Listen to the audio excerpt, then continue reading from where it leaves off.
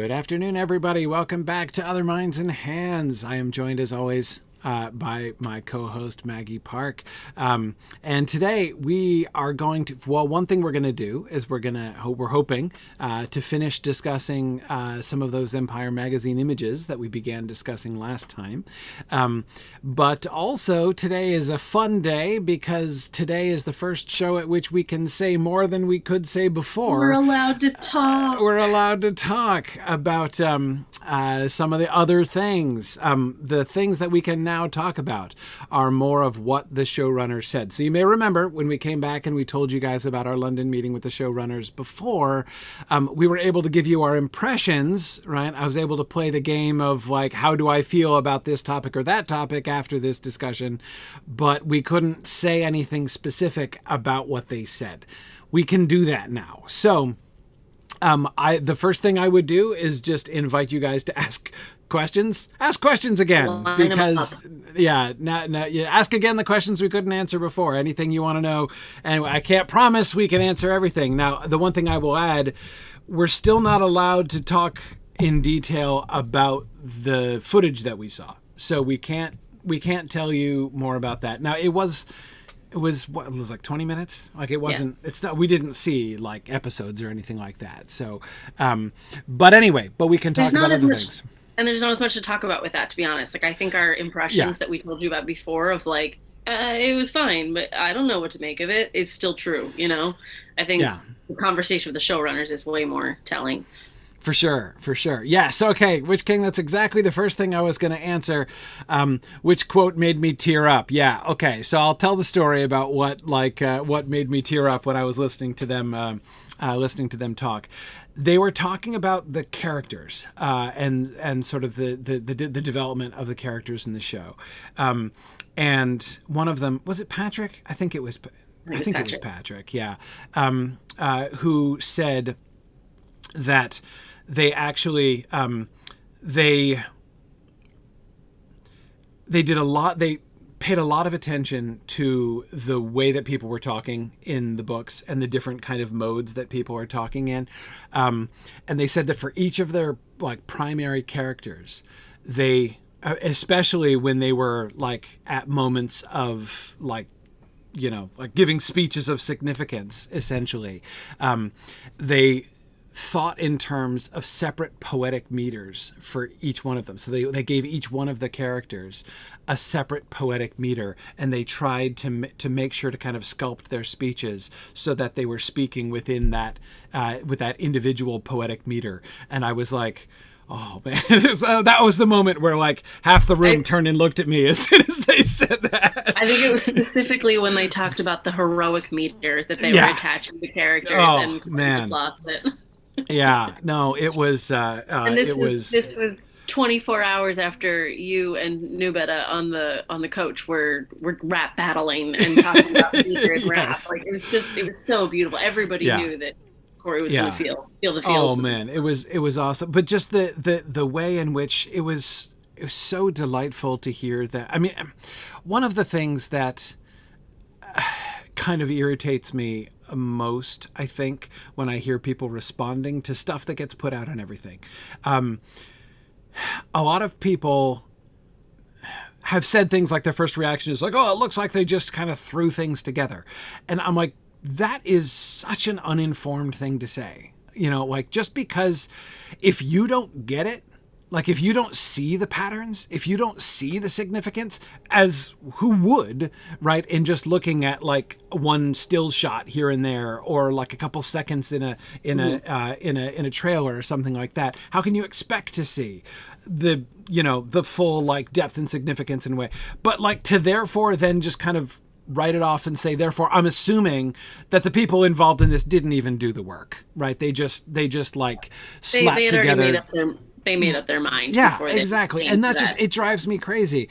Yeah. The attention to detail that they were demonstrating, right? And just that the mere fact that they were processing this like that they have a good enough ear for Tolkien that they know how much like the sound, like the cadence of words matter, and the way that he modulates and alters the cadence of people's speech, even to the point of in fact having them speak what is actually poetry that scans, but even if it's not like set up in poetic lines, that's a technique that Tolkien uses a lot. And the fact that they were not only noticing that that's true in Tolkien, which a lot of people don't, but we're actually, thinking, when they were writing the script, we're thinking in those kinds of ways. Now, again, is it going to succeed? Who knows, right? Maybe it won't be good, right? Maybe they'll be bad at it. I don't know, but yeah, it's the thought process that we needed to hear about, and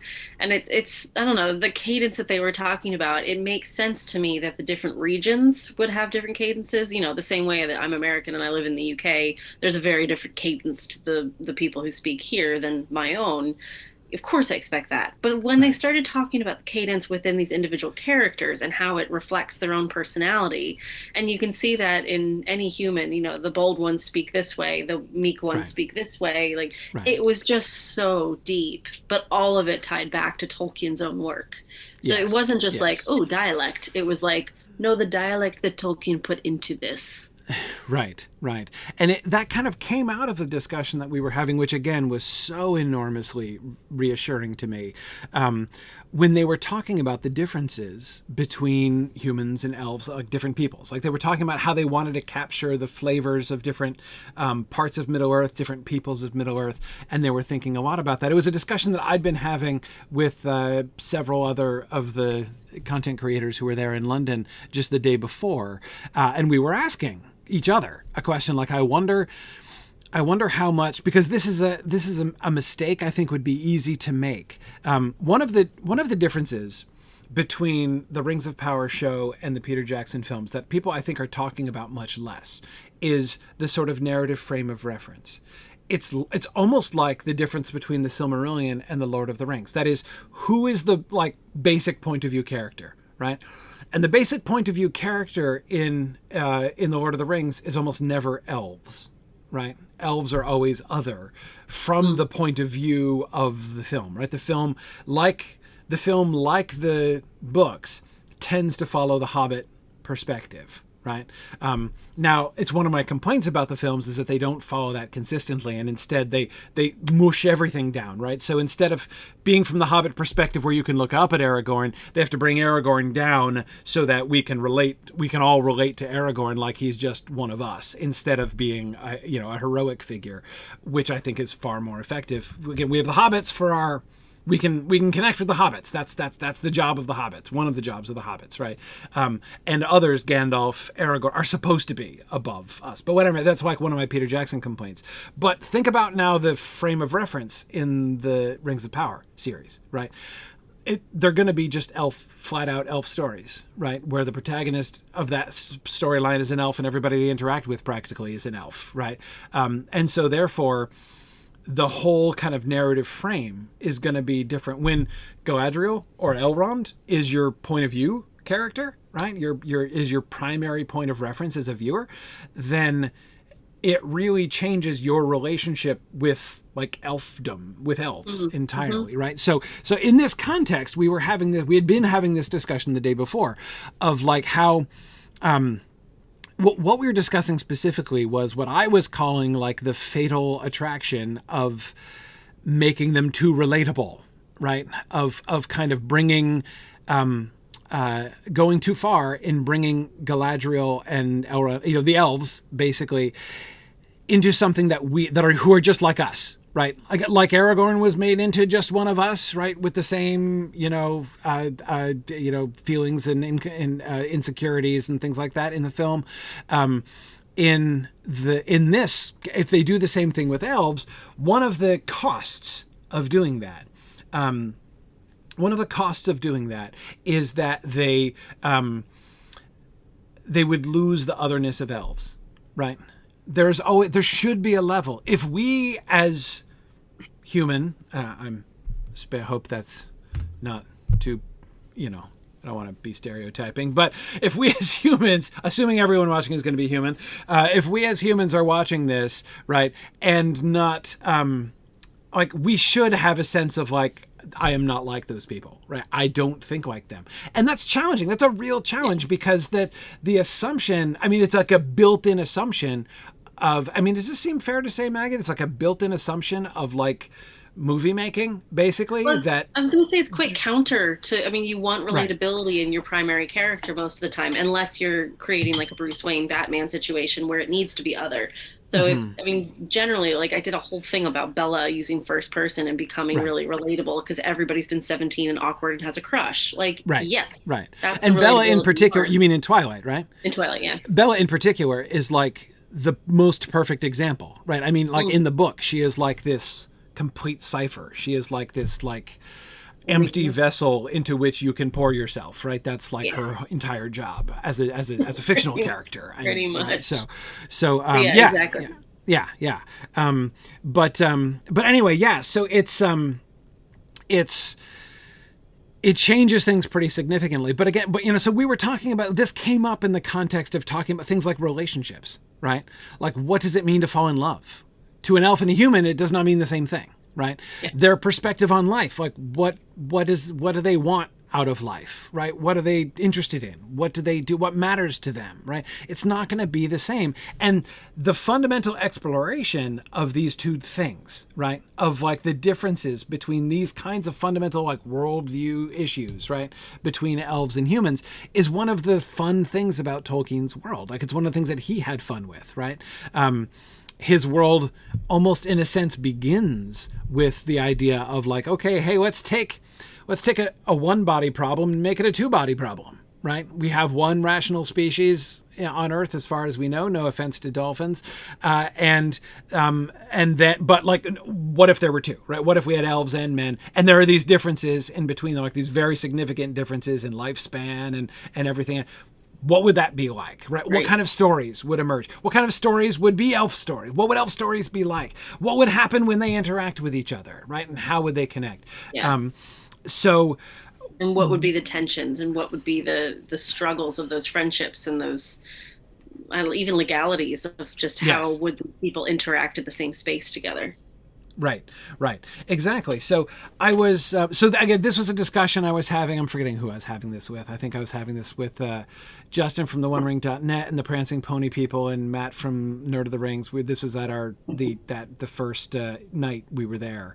We were having this discussion. And so when we were talking to the showrunners, they immediately, well, not immediately, but they strongly hit that note. And they said, like, we want the elves to be different from humans. Like, you should be aware that they are elves and not humans. And I was like, whew, oh, okay, excellent. And then that, in that regard, then they were also talking about even more local texture, right? And how they want to, want to make sure that they're, doing justice to, like, the diversity of cultures and places. And Middle-earth is a big place, right? With lots of different cultures, lots of different peoples, lots of different distinctions among peoples. I mean, you can't even go like generic elf, generic dwarf. Yeah. There are different cultures within that, and not to mention different personalities. Yeah.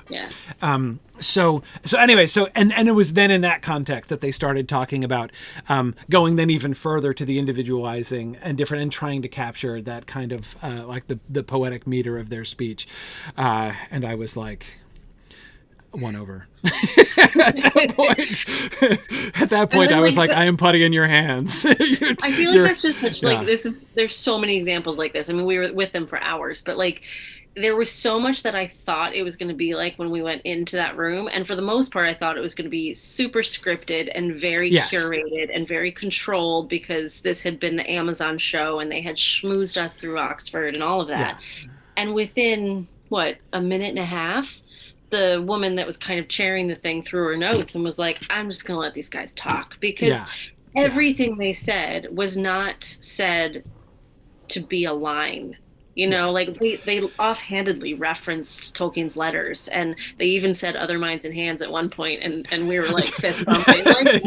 They quoted the Milton Waldman letter and quoted the paragraph that the title of the show is from. Yeah, and it was so non-dramatic. They weren't quoting these things to, like, ooh, look what we know. It was like, oh, you know, there's that thing, and then blah, blah, blah, and then they just went off again. So by the Yeah. time I mean, all the questions I had coming into it were gone in the first minute Yeah. because they didn't matter anymore. Like it was, yeah, Yeah. very reassuring. Yeah. Exactly. Exactly. Yeah. Now, to address some of the questions, some of the discussions that are going on here, I see people thinking about angsty Galadriel. Now, that's a really excellent question, right? And it is going to be interesting. I think I agree with. What Nameless Arcanum was just saying. What angst means to an elf versus what it would mean to us would be interesting, and that's exactly it. That's exactly now the thing that they are very conscious of, which I was very impressed by. Not to mention, I think Nick Palazzo from SilmFilm is here. Nick, I was feeling a little smug about this. I was doing a little remote virtual high five towards you and Marie and Dave as they were talking about this, because their emphasis was, look, the elves. They're like, you have to remember what happened to the elves in the first age, right? The elves who stayed in Middle Earth are all survivors of the Silmarillion. Like they've all been through all of that. All of them have seen their families die. They have experienced very serious trauma, right? And they've stayed in part. Why? Why have they stayed? Right? Why are they there?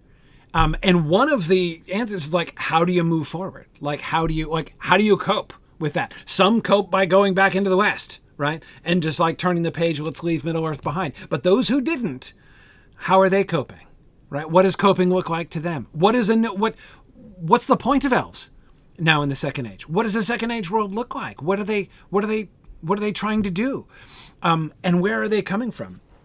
So PTSD, Phil, is precisely the phrase that they used of Galadriel.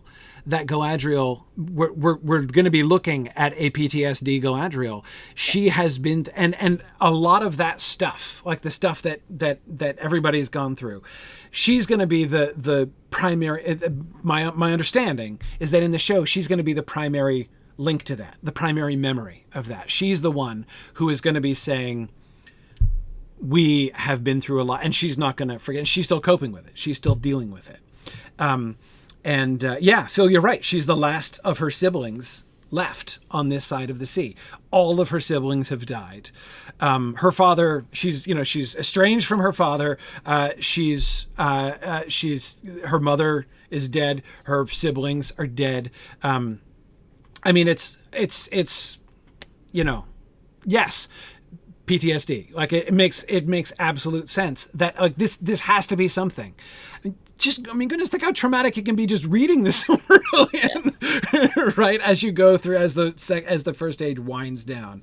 What I also love was the artistry they put into building the world of that PTSD Galadriel as well, because it was not just like, I don't know, it didn't feel like a writer's room script development. Where's the tug? Where's the climax? Right. They were like kept saying it, but I do believe it. They kept going back to Tolkien. Well, where would this story have worked in if he had written it? Right. And what I really loved was how much they again, we can't go into the details of this bit, but like how much they put into how things are going to be okay at the start, because you have to care about where you are for things to really hit when they get bad. Yes. So we have a hurt Galadriel coming into a healed and happy world. Yes. Ooh, yeah. There's a real discrepancy. Yeah, exactly. And it's clear that some of the, you may remember the reference, which I know the showrunners remember, the reference to the fact that at the beginning of the Second Age, many of the elves thought that evil had departed from the world. Right. And so one of the ways in which some of the elves are coping is to say, okay, let's turn the page, right? Now we can be happy now. The shadow in the north is gone. Evil has departed from Middle Earth. We have nothing to worry about anymore. So let's, eat, feast, be merry, and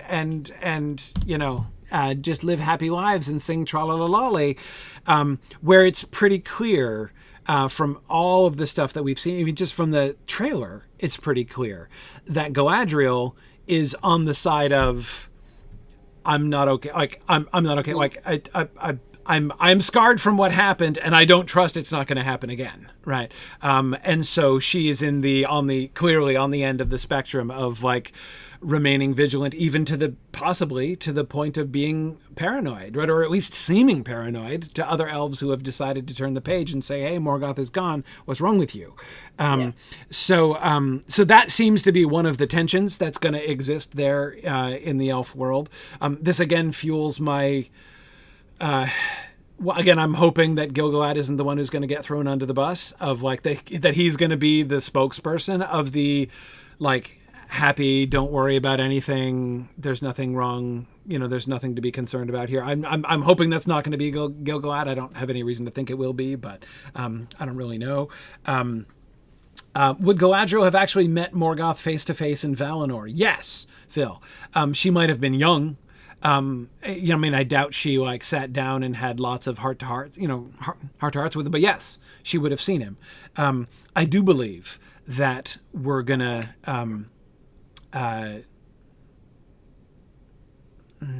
okay, never mind. I can't say that. But let me just say, we did see that shot of Valinor, right? In that still shot. And we were told that shot was a still from a piece of footage in the first stage. So yeah, I think she certainly could have met Morgoth. But anyway, so yeah, Nemos Arcanum, I think that tension is really interesting too. Now here's another one that's also really interesting. And again, this was something, this is in another one of those categories of stuff that they got that I didn't expect them to, that I wasn't assuming they were going to get, right? Because honestly, it's not obvious to me that Peter Jackson got this to the same extent, right? The Peter Jackson film was good on the elves are leaving, right? And the time of the elves is over and it's time for the elves to depart, right? But what we don't see any real awareness of is the concept of elvish mortality, that elves themselves are approaching something like death. That is, we get elves departing. We don't get elves fading in the Peter Jackson films, right? That sense of we're diminishing. Our time is coming to an end. Our bodies are vanishing, right? And we're something like actual mortality. This is very much, especially in Tolkien's later writings, this is very much a theme for him. And there's a popular impression, especially among people who just know, like maybe the Lord of the Rings, maybe only the Lord of the Rings movies and a whole bunch of other fantasy stuff, right? World of Warcraft or whatever. But a lot of people have the general impression that elves are just like immortal in the sense of being eternally young, always like never changing, and for all time they're going to be exactly who they are and always the same. That was never, ever, ever Tolkien's Middle-earth. Like from the very initial concept, like from the earliest days of the Book of Lost Tales, in that context, what he was describing was, how did we get to the world as we are, where the elves have faded and are gone and they're barely remembered here, and they've not died of old age. They haven't died out. They're not extinct like dinosaurs. So what happened, right? They're immortal people and yet they're gone. What happened? Where did they go? And how did they diminish? This idea that some of them are still here, but you just can't see them anymore, right? That idea is there from the teens. When he was in the trenches of World War I, we can see that idea in the elves, right? And all the way to the end of his career when, in the 1960s and early 70s before he died, when he was doing math to map out elvish aging patterns and figure out how close they get to fading and when their bodies, their physical bodies, are consumed by their spirits and become invisible and everything. This idea that elves, on the one hand, linger in Arda for the entire length of Arda. Their memories, their minds, their spirits are here and remain here, but that their time in Arda is in fact limited, right? Mm-hmm. Much longer than humans. And it changes differently. Like aging means different things to elves than it means to humans. but it's still like they still have a time clock, right? And again, I emphasize when it comes to Galadriel, this becomes particularly conspicuous, I think. Conspicuous because everyone's been talking about Galadriel's age since the trailer came out, right? But it's particularly conspicuous because when Tolkien was working with Galadriel's age in his later writings, he was emphasizing her being like retirement age, basically, you know, her being close to fading. She was getting to the point where she was ready to not necessarily go into the West, right? But where she was getting ready to be lesser, to fade, to become invisible. And you know, that was like a serious transition that she was in the middle of doing. Anyway, this stuff, right? This element of elvenness, right? Of elvendom, of what it means to be an elf in Tolkien's world. As I say, I don't really see much of a glimpse of this in Peter Jackson's films, but these guys get it. These guys get it. They were saying, so they were, when they were talking about themes, one of the themes they were talking about was death and the fear of, you know, and again, like someone's like, what's the most important theme in the show? And they were like, death and mortality. And I'm like, that was Tolkien's answer to the question. Yeah. What is the primary theme of the Lord of the Rings? Death and mortality. And they said, not just that, obviously you've got that in Numenor, right? I mean, that's like, that theme is handed to you on a platter when it comes to Numenor, right? Their fear of death and their desire for immortality. But then they immediately went back and said, and you know, the elves are dealing with the same thing, right? In the second age of the sun now, as Middle-earth, the history of Middle-earth is moving toward, and they can begin to feel, right? We're not yet up against the dominion of men like they are at the end of the third age, right? But even in the second age, they're beginning to cope with like, what's our future, right? What are we going to do?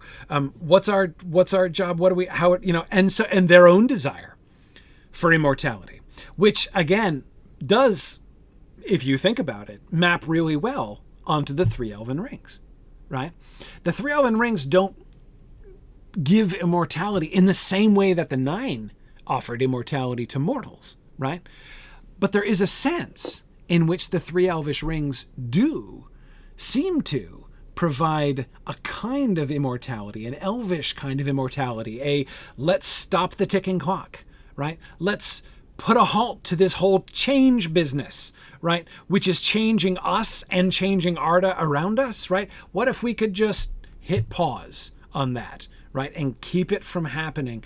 That I won't go so far as to say they were making an argument, but the implication of what they were saying seemed to me to be that they were paralleling those two things.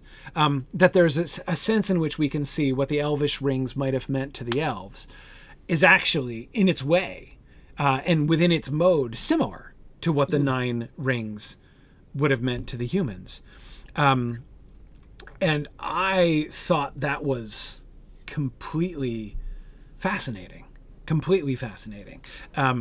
And again, so just that idea, mortality and the fear of death, would cut across the second age, elves and humans like that. I was like, yeah, I can get behind that. And the ease with which they answered that question too was just, yep. And then of course they listed other things that you're glad to hear, like friendship and loyalty and, you know, all these other things. So you're like, yeah. But they then also talked about their process and how they got this gig and things like that. And I found all of that super fascinating, just in terms of like industries. We can talk about that in a minute if you want. But what they focused on, which is important here, is how much they had to convince everybody that they're the people for this job. And They already were geeks. They already had this knowledge just from being fans and film people and all that stuff. And then they became like, you know, quote unquote scholars. They had to know their stuff and they had to be able to bring it to the table and they had to be able to prove to everybody that they were the right ones to do this. Because like we said before, like on paper, they should not be in charge of something this big budget, this huge, you know, this, whatever adjective you want. And yet here we are. because they proved it, and we got it in these 30 seconds. Like, yeah, you did put all the thought behind that. Like, it was very easy for them to say we sat in the writer's room and we started every day with a Tolkien quote, which they did say and did happen. Very cool, very nice. But I would expect that from an Amazon spiel in front of us. Like, yes, we started every day with a Tolkien quote, but then they actually like shared those quotes with us off the top of their head and talked about how they brought that back into the story and used an example like elvish mortality to show us their knowledge. And you're like, yes. Yeah, that was some of the stuff that was really, really cool. One of the other things that they said, thinking of more themes and stuff that they were talking about. Yeah, friendship. I loved their emphasis on friendship. That I think friendship is such an underplayed friendship in like films and shows. Friendship is like the hick country cousin of romantic relationships, right? Romantic relationships, everything's about romantic relationships, right? And if you've got two people who are connected by a romantic relationship, then they're like legitimately connected to each other. Whereas if people are just friends, like it doesn't matter, right? And I hate that. Friendship is so important and was clearly very, very important in Tolkien. It's one of the things that really annoys me is therefore when friendships get basically replaced by romantic relationships, whether heterosexual or homosexual relationships. Sometimes, again, a same-sex friendship will be turned into a homosexual relationship, and it feels like that's being done primarily because, like, we want to show that they really love each other. It's like, what, friends can really love each other too. Like it's what bothers me about. More than anything, it's what bothers me about that kind of thing when that happens. This is one of the things that I didn't like about them introducing that homoerotic subplot in the Tolkien biopic with Tolkien and G.H. Smith, right? Or with G.H. Smith towards Tolkien at the very least. And I was like, yeah, no, that's we don't need that. We don't need that. Like, they were friends. Like, friendship is important. Like, that's... And if that existed, that's fine, but it stays in history because we don't know. So anyway, so like that's so I was really glad to hear that they were connecting with the idea that friendship itself is a really important theme. One of the other things that they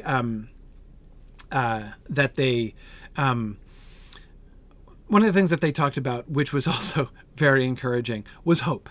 And how, like, yes, it's very important that, like Tolkien was unflinching in, like, bringing his character, like, in showing darkness, right? And bringing his characters to dark places and even killing major characters and things like that. Like, bad things happen, horrible things happen in Tolkien stories. And yet, the sort of, I don't think they use the word magic. I think this is my word, but like the power of Tolkien is that he can tell a very, very, very dark story, and yet you can emerge from it with hope, not just feeling crushed by it. Yeah. Oh, Meow, you're so right. Hollywood still hasn't realized that a man and woman can be friends. That is absolutely true. It drives me crazy. But yeah. Anyway, so I was delighted to hear that. That was the moment when I think, again, it was Patrick said, "Don't worry, this isn't going to be Game of Thrones," without saying this isn't going to be Game of Thrones. Yeah. He was like, this isn't going to be one of those series where, friends are always like stabbing each other in the back and you're just waiting for the inevitable betrayal and like everything is going to, like, and that everything is going to dissolve into horribleness. There's no red wedding scene. Yeah, exactly. He's like, this isn't going to, and he didn't mention Game of Thrones. He was very sort of professional about that. But I was feeling, when I was listening to him, I'm like, he couldn't be telegraphing more clearly, like, this is not going to be, have those same kinds of values and approach that Game of Thrones does. They did say something about that afterwards, though, because we did an informal chat after the screening, and there were lots of questions about, like, oh, what are you the most tired of being asked? What are you most annoyed by? And they kept coming back to the Game of Thrones comparison and the nudity and concerns, intimacy, because it's just not part of their focus, and it was just all the focus. But again, I think that goes back to what we were talking about with Amazon. Like, well, they didn't release any information, so we had to latch on to the minimal things that we had. So very natural to make a big deal of the very little information that we know. Yeah, exactly. But no, that was one of the things that was most reassuring to me, was just like the look on his face, and he was like, that with the nudity thing. He's like, that is so unfair. It is so unfair. And that's not to say, like, I'm not saying that he promised that, like, there's zero nudity anywhere, that, like, you will never see, like, human skin in the show. But I mean, he was saying, he's like, it is like, what was the actual word? Something like, it's so much less than, like, any of the others. Like, it's not.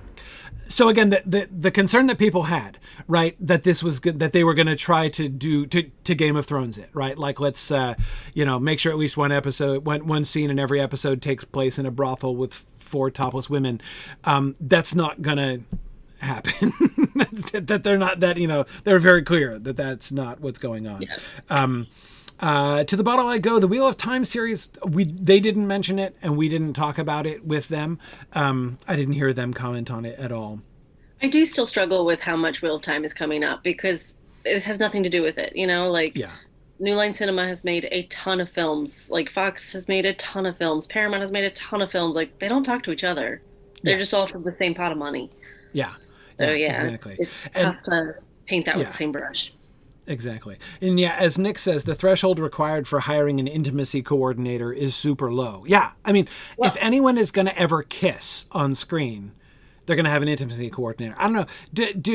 Would an intimacy coordinator even be involved is it just sexual intimacy, or is there? No, they could absolutely be involved, especially since Me Too. I think every set has somebody on it now as a consultant just to cover their ass. So, I don't think it is. So even if you're going to have a parental cuddling scene, you would probably want an intimacy coordinator, wouldn't you? I don't know these guys personally, but knowing their backgrounds, it doesn't surprise me at all that they would err on the side of caution. So, Yeah, so again, the fact that they had hired an intimacy coordinator was, like, received as huge news, an indication that it was going to be softcore porn. And I'm like, people, that does not mean that. Like, everybody has that. I mean, it can be used for, like, I don't know this, do not quote me, but it could be on Sesame Street when 2 Muppets hug. Like, you want to make sure the hand placement is appropriate. Like, right.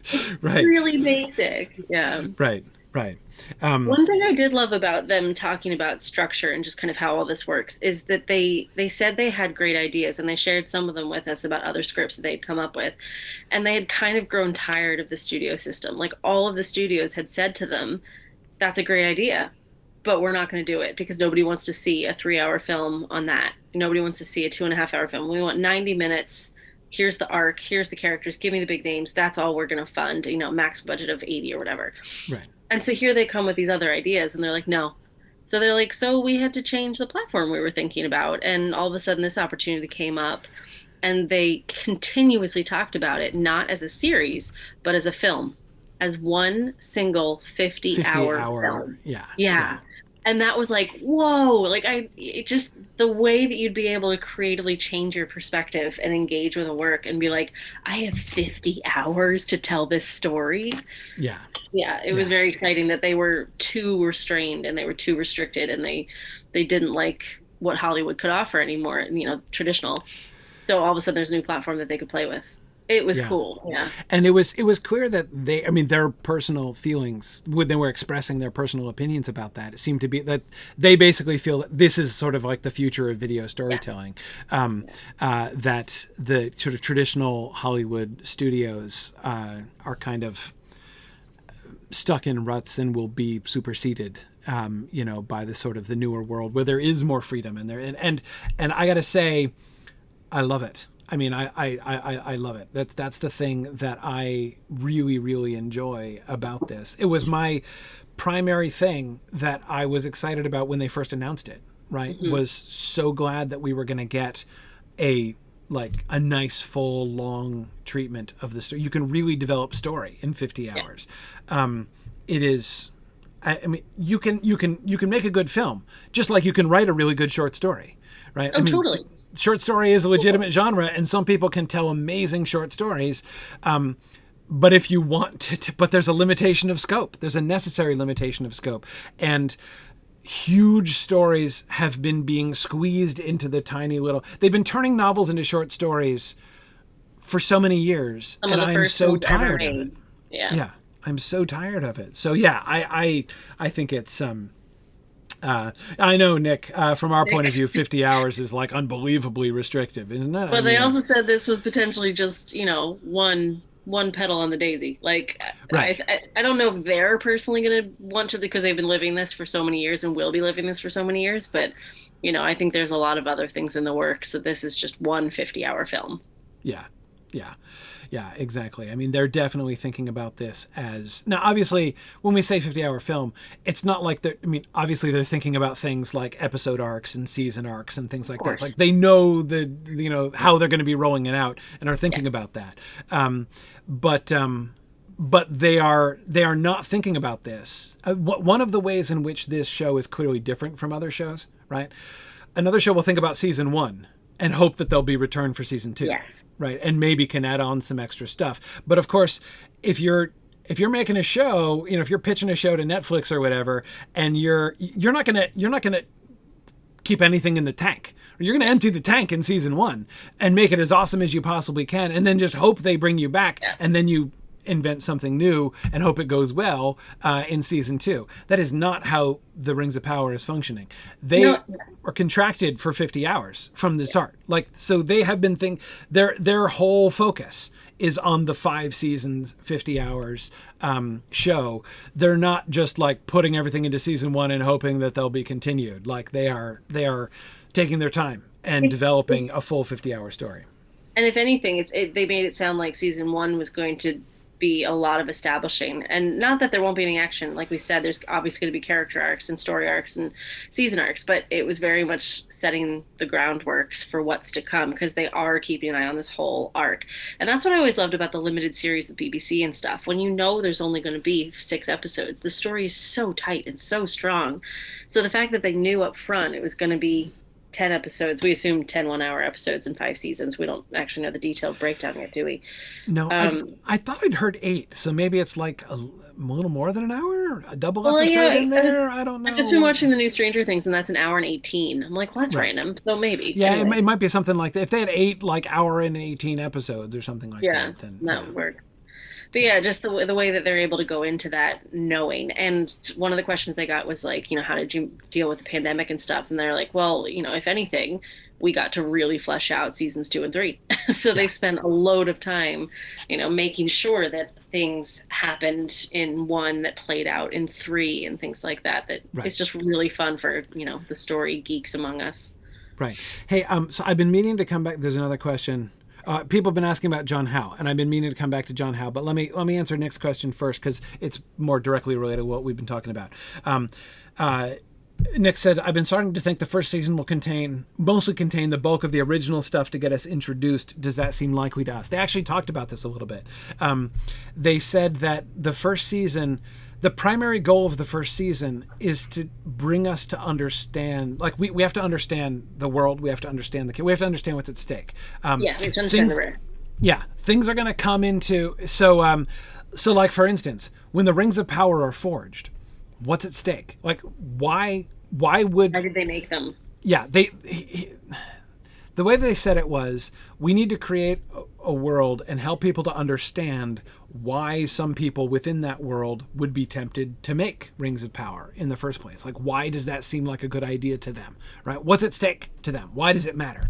And also there has to be there's going to be a bunch of things which will be destroyed, right? Eregion is going to be destroyed. Numenor is going to be destroyed. Like, we're going to lose all of that stuff by the end. By the very end of the series, we're going to have the last alliance, right, with Gil-galad and the last remnant of the elves, and, you know, Elendil and Isildur and the last remnant of the Numenorians, right, fighting against... So it's 2 remnants, right? So lots of stuff is going to be fading and dying and being destroyed over the course of the season. We have to care about it. Right? We have to understand what that is if it's going to feel like the kind of tragedy that it needs to be.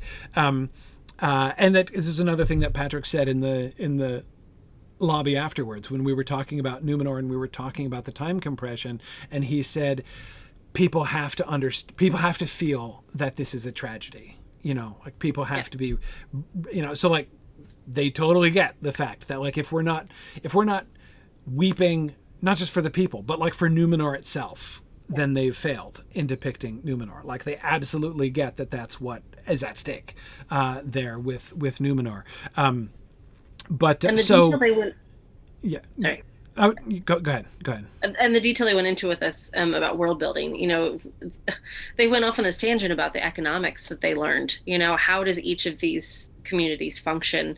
You know, how do they exchange? What are their goods? Like, they went down to just such fine detail, so the world felt real. So we were really invested in it and committed, and felt the same loss that these guys felt. Mm-hmm. Mm-hmm. Yeah, oh, exactly. So yes, I do think that the first season, I don't think the Rings of Power are going to be forged in the first season. I think that's going to be a second season incident. The first season is mostly going to be to establish, like, what is going on in the Second Age? Where is everybody? And what's at stake?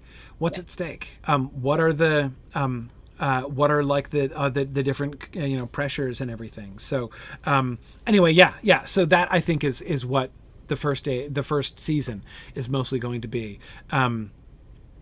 Someone was joking, I forget who this was, afterwards, that the Lord of the Rings of Power is likely to feature neither the Lord of the Rings nor Rings of Power in season 1. But I'm cool with that. Like, I can be patient. But yeah. Oh, I agree. Nameless Arcanum, Tolkien was not very interested in economics, and we see him neglecting economics all over the place. But see, this is another example of one of the things you can't ignore that to the same extent on screen. Like, when you have to show a village, right, on screen, right? You know, you can't just be like, and they were in the village. Like, you can just say that. You just throw out the word village and let people imagine whatever they want to imagine. But if you're going to show a village on screen, you have to make some choices, right? Yeah. What is the level of technology? What kind of architecture do they have? What kind of building materials are they using? You know, what kind of like you have to make all these decisions, right? And so they have to. And they have to fit within the accepted Tolkien lore, which these guys worked very hard to make sure it did. Right. That it does fit in some ways. So anyway, yeah. So I wanted to be. I wanted to address that question about the First Age. What was the other?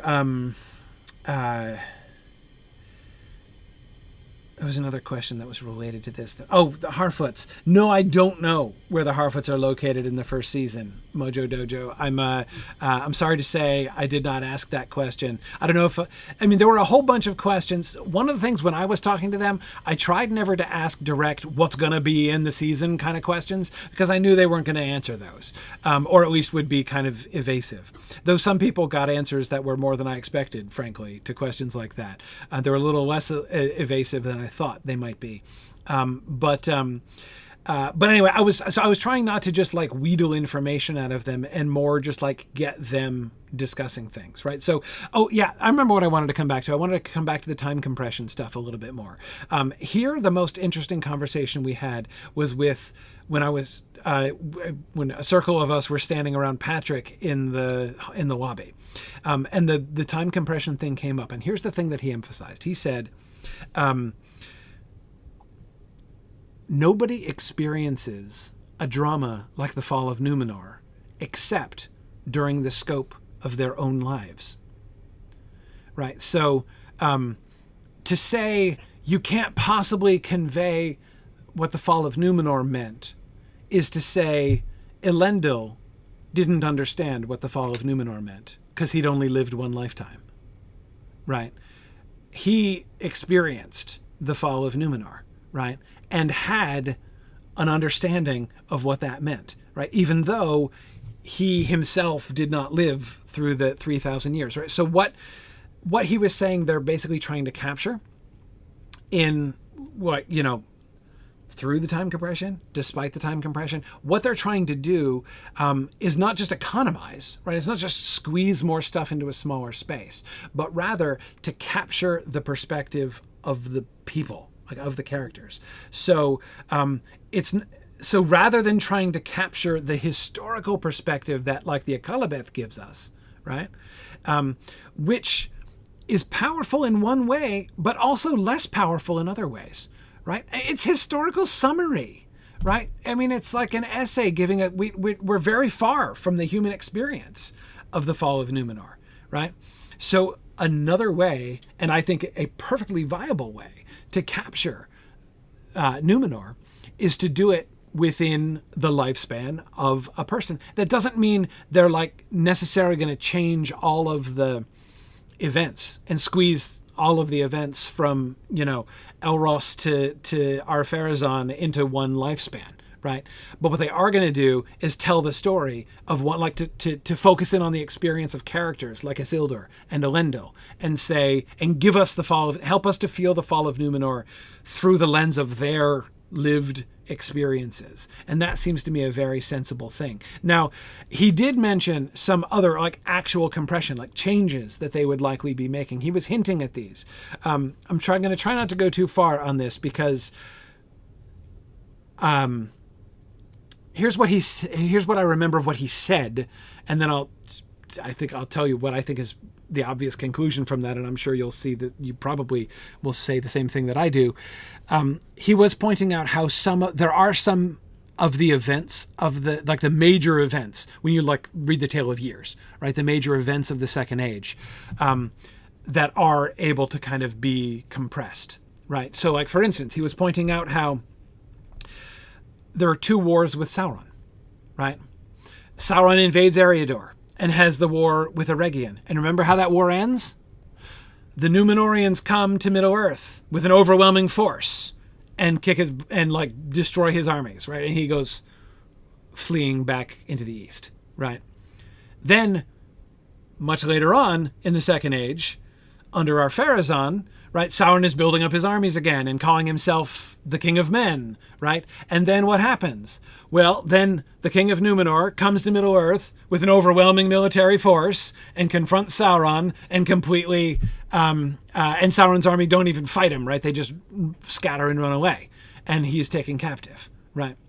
So he was pointing out like the repeated pattern. So he didn't say it, but my conclusion from this is that they probably are going to elide those two.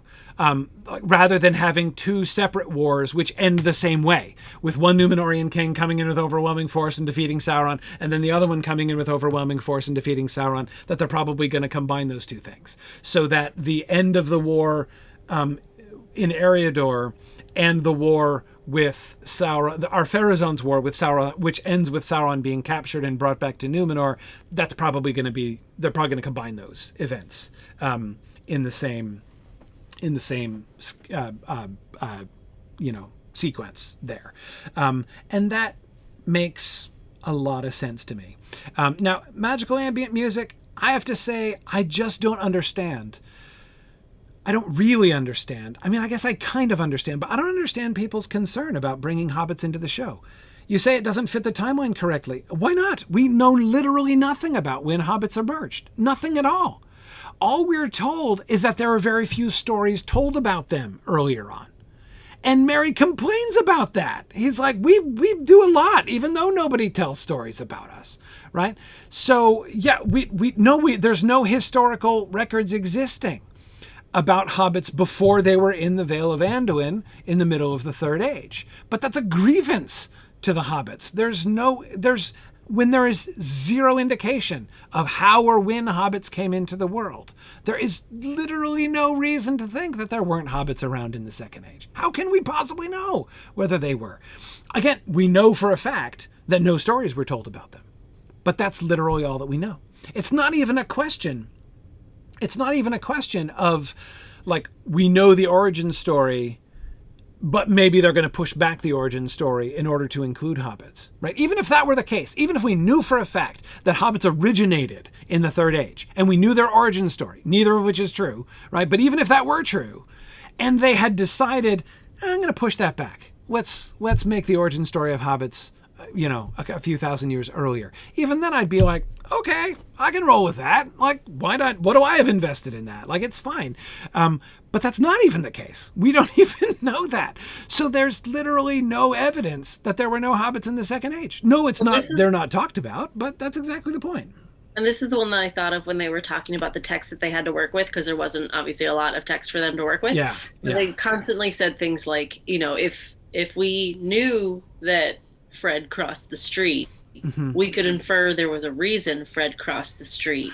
So we could make up the reason across the street for why Fred crossed, so there was all this stuff of like, if we know they end up here, it's okay for us to create the story about why they did that. And that was the example that came to mind. Yeah. And the other way that they applied the crossing the street thing is saying that, like, if we know this, they were also talking about things that they could talk about and things that they couldn't talk about, like rights stuff, right? Yeah. That was good. Because basically it's like applying the crossing the street thing in the other way around, right? If the story of the crossing the street is in the Silmarillion, well, they can't tell that story, right? But what they can do is give us the person on the other side of the street just having experienced what they experienced crossing the street. They don't have to pretend like it's unknown what happened, right? They just can't tell that story. Yeah, they just can't tell that story. Now, let's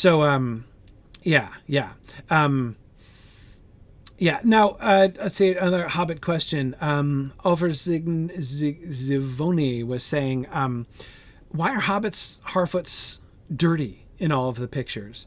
I didn't like it in the PJ adaptation and have doubts about it now, thinking about the Ted Sandyman scene, right? How Sam accuses Ted Sandyman of having no time for washing, but plenty of time for wall propping, right? My understanding is that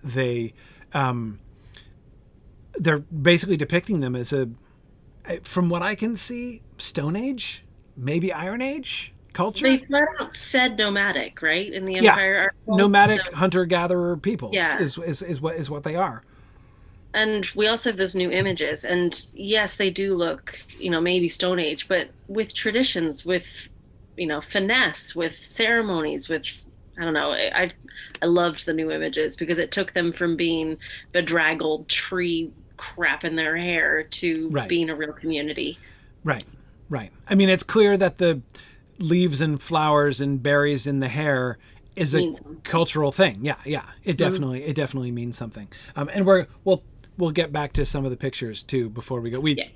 This is the first day we could talk about this other stuff, so we definitely wanted to share some of this stuff. But yeah. So I mean, and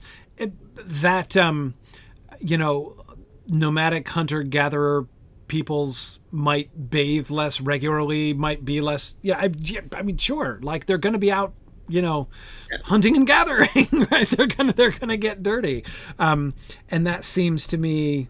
I mean, one of the other things, by the way, I've seen the kind of complement to that question, right, is that there have been a bunch of people who have said, finally, fantasy characters who don't look all freshly laundered and bathed every time we see them on screen. Right? As, like, in these kinds of cultures, really, they wouldn't be. But anyway, so yeah, I think that's, there's lots of reasons to kind of, feel different ways about it. Let's talk about John Howe. So we did get to meet John Howe too. We weren't even allowed to mention that we had met John Howe at first, but we did get to meet John Howe and hear from him a little bit. He actually had his sketch pad with us and showed us that snow troll picture and stuff. But I think Amazon's reaction to our reaction was one of my favorite moments of the day too, because they brought these people in. We won't name the rest of them, but we brought people in, and they introduced John Howe, and we all lost it. And I think they thought that would be a reaction for some of the other people. And we're like, nope, we just want this guy. Nope. Yes. There was definitely more fan squeeing about John Howe than anybody else that day, for sure. And he was so chill. It just fit every expectation I had of John Howe. It was great. And he brought that sketchbook along, but he said he had 80. Is that right? 80 some massive number of sketchbooks that he's been making hundreds and hundreds of drawings. It's very clear he's been very deeply involved in this from the beginning. And it's funny to me. I think of all the cracks that I've heard people making about, like, oh, it just looks like they're ripping off the aesthetic of the Peter Jackson films, and it's like, well, John Howe's artwork does resemble John Howe's artwork. It's certainly true. Anyway, yeah. So it was. Here's the stuff that was coolest to me. Someone asked John Howe what the element of this new project that he was most interested in, and what he said was the opportunity to go outside the boundaries. Right, that the Lord of the Rings films were, of course, focused on the events of the Lord of the Rings, which is a pretty narrow axis, right? You get the Shire, you get Bree, you get Rivendell, you get Lothlorien, you get, Rohan, you get Gondor, you get Mordor, the end, right? But he was saying there's so much more Middle Earth than that, and so he said, in this show we've been able to go way beyond and see new places, not just places like Numenor, which is new, of course, but he mentioned specifically north and south of where the action takes place in the Lord of the Rings. It was pretty clear that we're going to get Harad. Mm-hmm. We're going to get the far north. So that was really cool. That was, and that also reflected things that the showrunners had said as well about, the white spaces on the edge, not literally necessarily the white spaces on the edge of Tolkien's maps, but as far as the adaptation and depictions have gone. I'd be curious at what point John Howe was brought on, because to me that would be super early. He was involved with JD and Patrick in the pitch, the 6-month trial that they had pitching this to Amazon. I would have brought John Howe, and then to just kind of be like, this guy speaks the language. We're about to write a new language, but he understands all of the things that came before. Yes. So I imagine for an artist, that must be so exciting to be like, you have all of the medium you need, go create. It's not bringing somebody in for a fresh look. It's like, no, he breathes Tolkien. And he even said that. He's like, I don't think about what I'm about to draw. The drawing happens and I make it come to life. It was such a beautiful artist statement of I just put my pen to paper and here comes this snow troll. But he knows what would live in that world, It was lovely. Yeah. I mean, it was very clear that he is very, very deeply involved in, and even hearing some of the things that other people that we can't talk about yet were saying about in relation to him. Again, it was clear that his input was very central. No, Phil, Beleriand is already ruined in the Second Age. That's an end of the First Age thing, but there is still some stuff up to the north. Nick, I like Galadriel's armor. What's wrong with Galadriel? No, we saw that, by the way. I saw that. Okay, so now something we can talk about, because we saw the armor. And we saw the armor. To talk about it, so we got to stare at it. They had 3 costumes. There were 3 costumes on display there. Everyone was talking about how bedraggled it looked, and we tried to talk about it last week, but now we can actually say, because it's armor, because it is war-torn and has seen a lot of battle. It's just so dirty and destroyed. Yeah. I loved it. I loved it. Yeah, we saw the 3 costumes that we saw, by the way, were Galadriel's armor, including the dagger, which I was really interested to see. Galadriel's armor, the Sylvan elf whose name I will never remember. I begin to fear the Green Man face wooden chest plate armor. Into it. Yeah. We saw that. We saw Galadriel's armor, and we saw some dwarf armor as well, like what looked like ceremonial dwarf armor. Arondir, marking. Thank you. That's the name that I always forget. Arondir. Thank you. Yes, exactly. So, we saw Arondir's armor, Galadriel's armor, and Prince Durin's armor. And it was, I loved the costumes. I love Galadriel's armor. I think Galadriel's armor is awesome.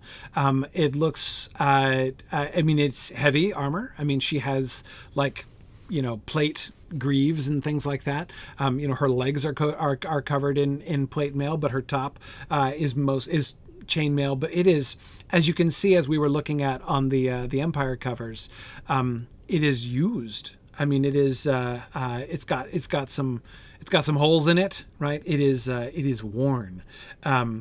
But anyway, I really liked it. How do I think they'll show Sauron take the ring from Numenor to Mordor? No idea, James. I just hope. Brace yourself for this statement. I hope they do a better job explaining that than Tolkien did. It's one of the biggest holes in Tolkien's story. I don't buy either. I do not buy that the spirit of the disembodied spirit of Sauron that rise from the deep could carry the ring. Nor do I believe that he's just going to put it in some safe deposit board. He's going to bury it in the ground. I don't believe that in Mordor. Like, it's imagining Sauron being like, oh yeah, I've put like my essence into this ring, whatever. I'm gonna leave it behind. Like, seriously, it's a major plot hole, and the plot hole comes from the fact that those 2 stories, the story of Sauron being taken as a prisoner to Numenor, and the story of the forging of the Rings of Power, emerged completely separately, and the Numenor story came first. So he invents the Ring of Power story, and needs to he's not going to change the Numenor story. He wants Sauron to still be the captive of Numenor who takes Numenor down, or facilitates it anyway. But and that's just like it's a problem that he never really solved, and he makes some faint gestures at it, but I don't find it convincing. I find that a serious hole, and I will be fascinated to see how they handle that. Yeah. He attached it to his cat's collar. Yeah, I hear that works for some. Yeah, exactly. I hear that has a pretty good record of success too. So, anyway, yeah. Other things I was going to say. Yeah, for me, John Howe, it was just like hearing his involvement was feeling just was, and then again hearing him talk about the other areas of Middle-earth and Khazad-dûm.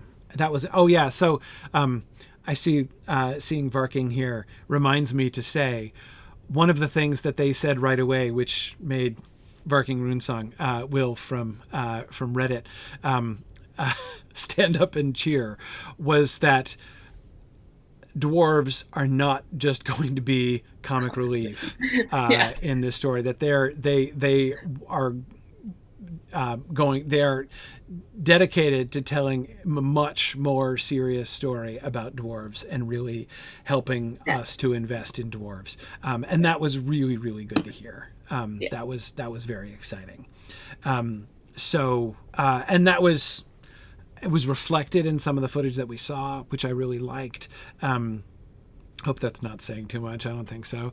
But anyway, it was very, that was another thing that had been on a lot of our minds. Like, what are we going to get out of the dwarves? And it's clear that Khazad-dûm is one of their, and I think one of the, Maggie, wasn't the number they said 6, that there were 6, World six groups. places, like there's 6 separate worlds that they're building within the show. Like, so they're going to be 6 plot centers essentially, in that we're going to see. I can't remember if they just said in season 1 or if they said in the whole show, but Khazad-dûm is one of those 6.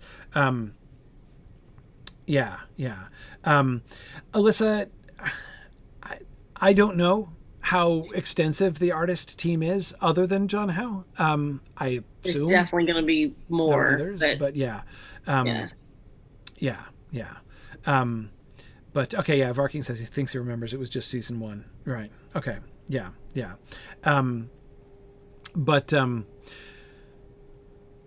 I will agree that in making Gimli comic relief, they did it well. Like, he wasn't merely a buffoon, and it's effective in lots of ways. I mean, comic relief in a film is not a bad idea, right? And, but I think the biggest problem was that it became a gimmick. Yeah, it did become a gimmick. And then as we got the Hobbit films, which was like so much about the dwarves, it kind of lent more seriousness to the dwarves, but like not really, right? I mean, that just kind of fell afoul of the whole way they tried to do comedy in the Hobbit films, so they didn't end up making things better at the end of the day, I think. Well, and I think I took it a lot more topically than that. It was more of just like, well, good. No character should be one-dimensional. Like, you shouldn't have any character that's just there for comic relief. So it was just nice to be like, good, there's going to be some depth. Cool. Yeah, exactly. Well, so Mojo Dojo, don't forget, I believe that at least one of those 6 areas is going to be in the South as well. So I think we're going to be seeing. I've got Harad penciled in my head as one of our 6 locations, but how far south and do the characters involved leave the South? I don't know. I don't know how that plot line goes, but. No, to the bottle I go. I can't tell you more about the marriage of the 2 dwarves, because what I know I got from the footage that we saw, which I'm not allowed to talk about yet. And it's not complete. Like, the footage we got just doesn't tell. It was a scene. It was a scene. It's like if he told you something, it wouldn't be satisfying either. Right. Yeah, exactly. Anyway, so but yeah, one thing I still don't know is the location of the Harfoots, geographically where they are and with whom they're interacting. So I don't know, and I will be interested to see. Anyway, so there was another thing. I feel like there was another thing I've been skipping over, or that I meant to get to. I don't think it was John Howe still. Don't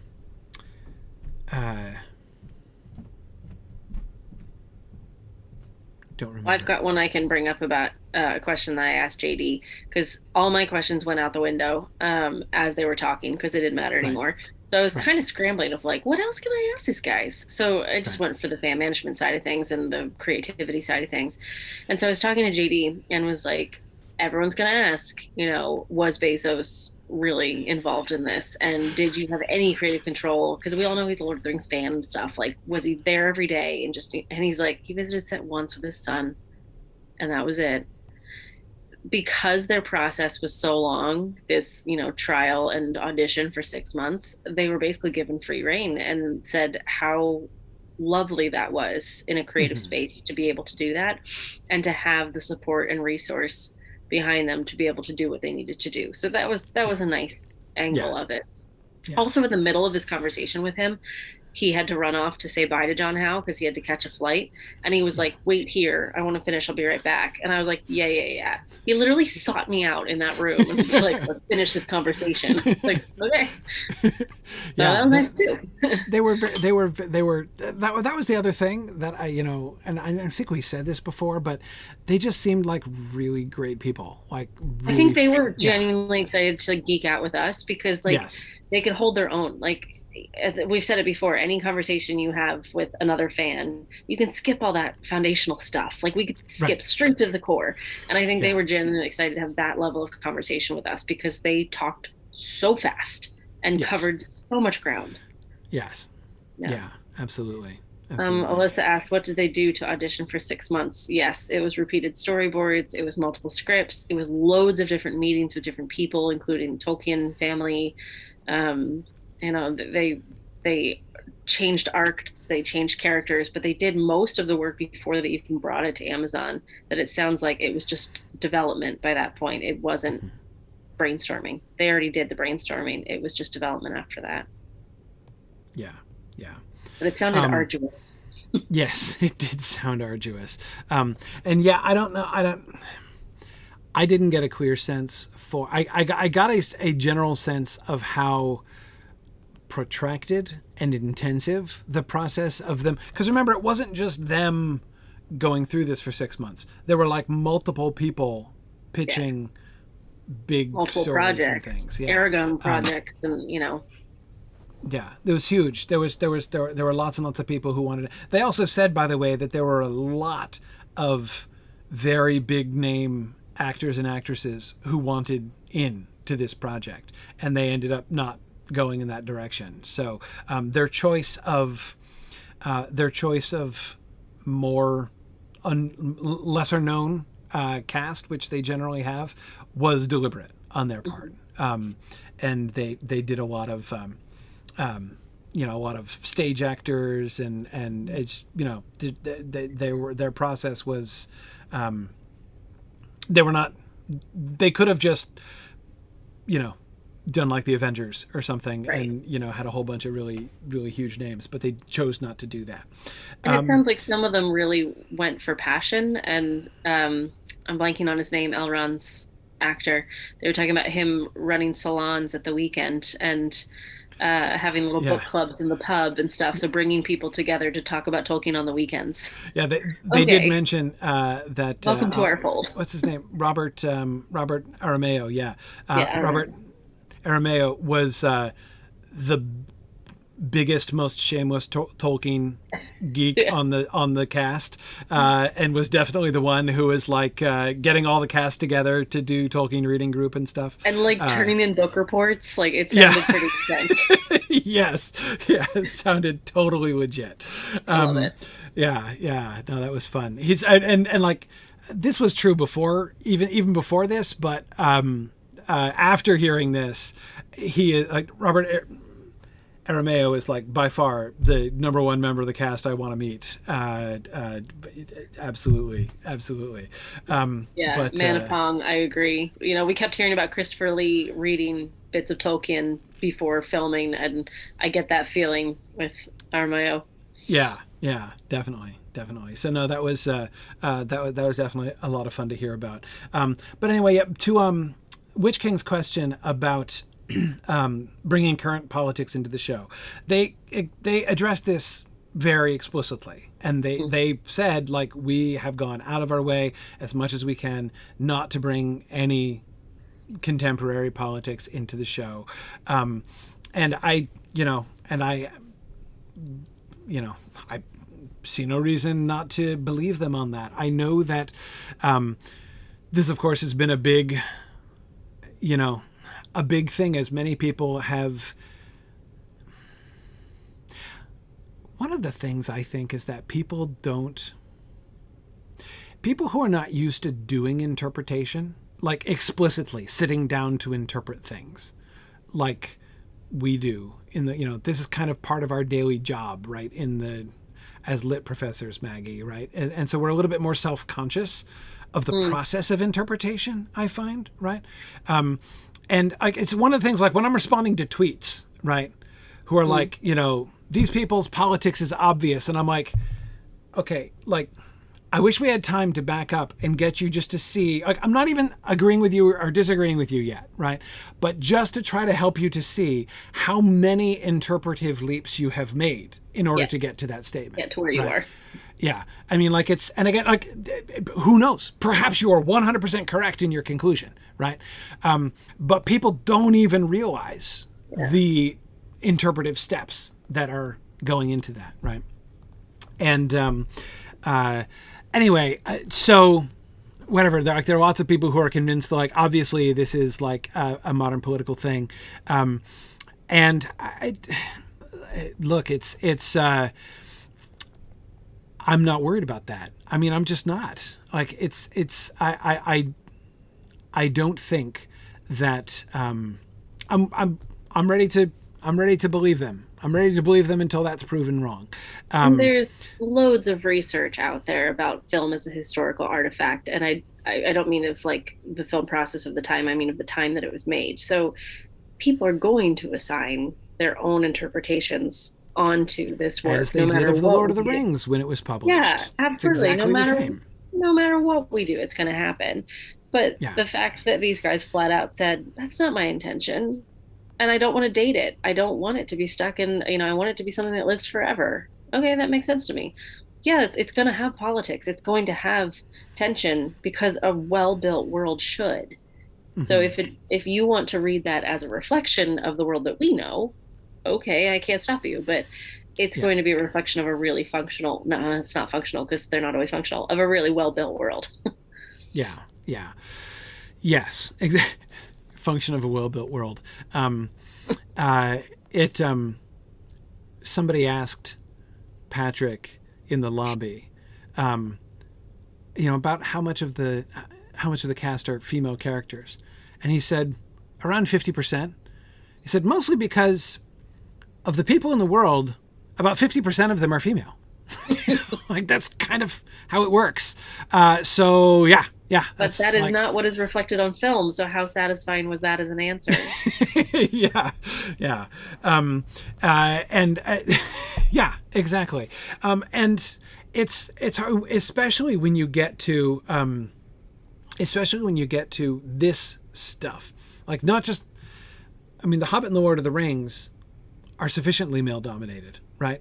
But then when you get back like to the published Silmarillion, there are really important and very powerful female characters in the Silmarillion, but there's a whole lot of, and this man, son of this other man, stories that are going on in the Silmarillion, because it has as its origin historical chronicles based on, Tolkien first started writing historical chronicles and annals, like giving royal successions and things like that. It's one of the interesting things that I've been talking about as we've been going through the latter volumes of the History of Middle-earth, the post Lord of the Rings Silmarillion revision stuff. I'm pretty convinced after the study, we've finished our reading of Morgoth's Ring, and we're going to be doing War of the Jewels next. We're doing our non-Tolkien, we're doing Alice in Wonderland and Through the Looking Glass right now. But when we finish Lewis Carroll, we're going to get back to the Tolkien and do the War of the Jewels. And what I'm seeing through there is, from Morgoth's Ring, I'm already pretty convinced that Tolkien himself was going back out of his way to add female characters, to go through and like add back the female characters that would have been there, like the wives and sisters that don't get mentioned in the Princes of the Eldalier chapter, right? In the aptly named Princes of the Eldalier chapter of the Silmarillion. Like, guess what? They had mothers and sisters and wives as well, right? Who were they? And what were their stories? And we get some of that stuff. Tolkien goes back and adds that stuff in later revisions and drafts. So I do think it's very interesting to hear about that. So anyway.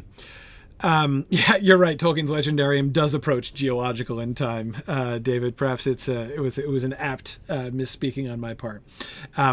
But anyway, so yeah, it's I think it's. But again, this one of the other things that makes this sort of thing, and by this sort of thing, I'm still referring to like including more female characters, right? One of the things that makes that more natural and more necessary is the mode of storytelling, right?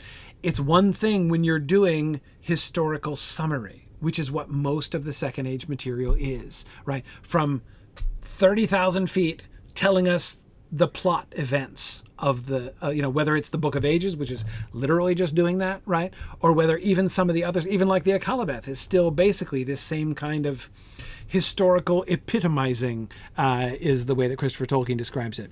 Mode of saying it's easy when you're doing that to just be like, and this king succeeded this king, and he had these 3 sons, and then this one succeeded, and like it's easy to talk about that, and pretty soon you're only talking about the boys, and you're not caring about the other people who didn't count so much, right? But when you're showing this on film, when we're gonna be looking at a village of Harfoots, right? When we're gonna be looking at the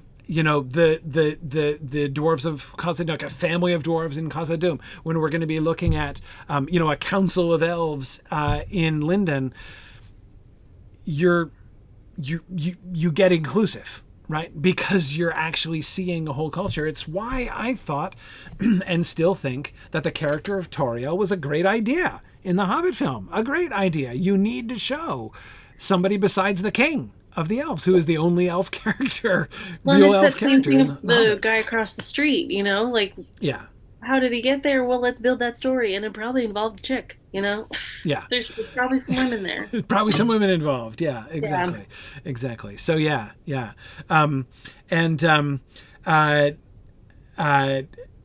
Varking, so I can't talk much about the Dwarf game that's coming up. I am consulting on the Return to Moria game that was just announced recently, and it's going to be awesome, but I can't say much other than that I'm consulting and that it's going to be awesome.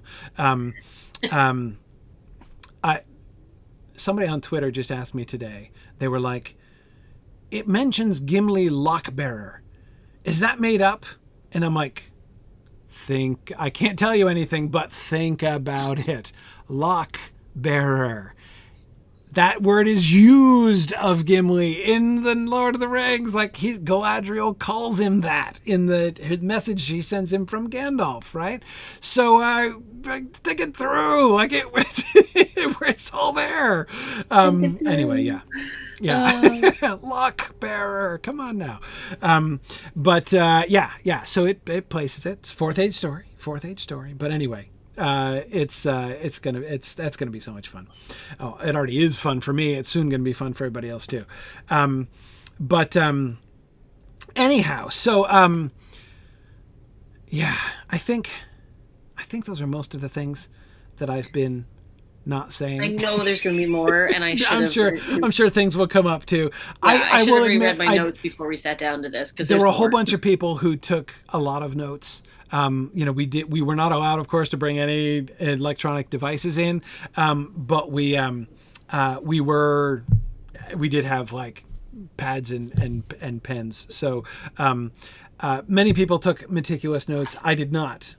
I thought it was here, notes. But I did. Yeah, I didn't, and I did that on purpose, because when I take notes, I'm often kind of detached from things. I wanted to kind of capture that experience more than I wanted. Which I'm jealous of, but I have the worst memory ever. So if I didn't write things down, it wouldn't stick. We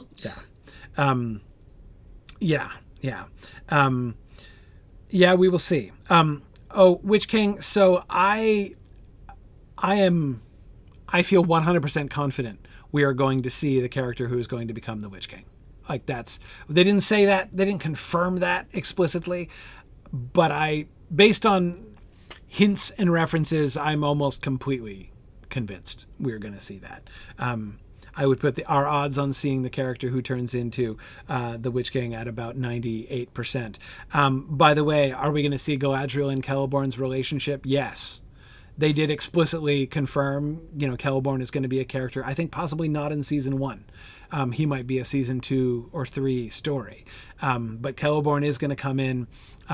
They've obviously pushed their marriage forward some, right? They're already married in the Second Age in the text, which I'm fine with that. I like the idea of having Galadriel and Celeborn meeting and getting married being part of the story. I find that kind of interesting, and I'm very interested in that depiction. So I'm very keen to see how they do that, and Nick to see, whether they come to the same conclusions that we did, or come up with the same ideas that we did in SilmFilm about that. But did Angmar exist before the Third Age? No. Well, I mean, not in in Tolkien's world. That was established earlier on. But again, and I don't think they're going to, I don't know that they're going to go, that they would want to go there anyway. I think what they would do is take the opportunity to show the East and South, to show Rhûn and Harad, and how Sauron is generating and dominating armies from those places. So, yeah. Okay, let's we have a little bit of time left. Let's look at some more pictures. Yeah. Can we look at the one beautiful one of the Harfoots in the haystacks? Yeah, the Harfoots in the haystacks. Let's look at Harfoots in haystacks. Okay, so looking through. We talked about the snow troll, Celebrimbor in his PJs. It's the three girls that look like they're wearing haystacks. Yeah, the three girls in haystacks. There we go. Yeah. I just gasped. I mean, like, visually, this is a beautifully constructed image. And yes. I think I mentioned it before, just like the depth that it gives the Harfoots, it takes them from these like bumbling nomadic idiots. And I don't know, just to me, it gave it gravitas, it gave it community, it gave it tradition. I love it. Yeah.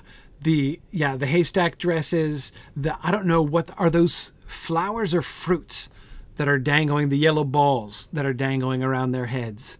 I don't know, but like little balls of twine or maybe they are. Things. I don't know, but yeah, the harvest festival celebration sense of this. We've got a formal procession, right? You know, with our guy, Sadok or whatever his name is, in the lead, right, with his massive mutton chops, and he's got this whole like thatch hat going on there, right, and his little, is it a tool?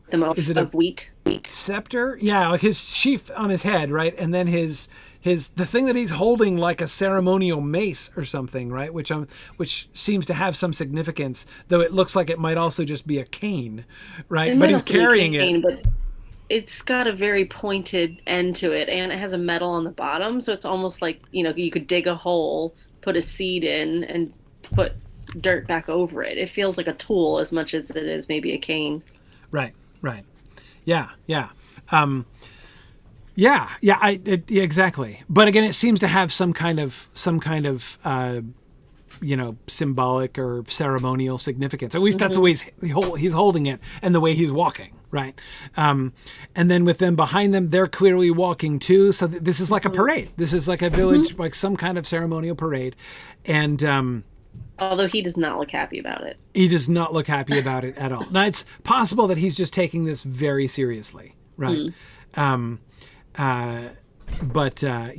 Now, I agree that one doesn't, if one is a hunter-gatherer, one does not celebrate a harvest festival, Nameless Arcanum. I agree with that. But who knows? Like, one would still celebrate other, things. And this clearly seems to be a celebration. The other thing that I am very interested by are those lamps. Is it glass? It almost looks like amber. Yeah, I can't. Look at the bottom of it. It's like an egg yolk, you know. Bits are like more concentrated than another. Yeah, like, maybe it's a stomach intestine stretched over a frame or something. Yeah. Gross. Yeah. The Witch King says the lanterns and dresses are very Arthur Rackham. It's a really interesting. Arthur Rackham, the old early 20th century, late 19th century illustrations of the Ring Cycle. Famous old illustrations. One of C.S. Lewis's favorite childhood books. But it could be maybe some kind of stomach or bladder. That's possible with fire inside it. Maybe. But anyway, it's one of the things that made me wonder about their level of technology. Right? Was like how they made those lights exactly. But I agree. This picture is gorgeous. The combination of the glow, the warm glow of the sunlight from behind, and the way I love the way that you've got like the yellow of the like dangling balls on the kids' hats, right?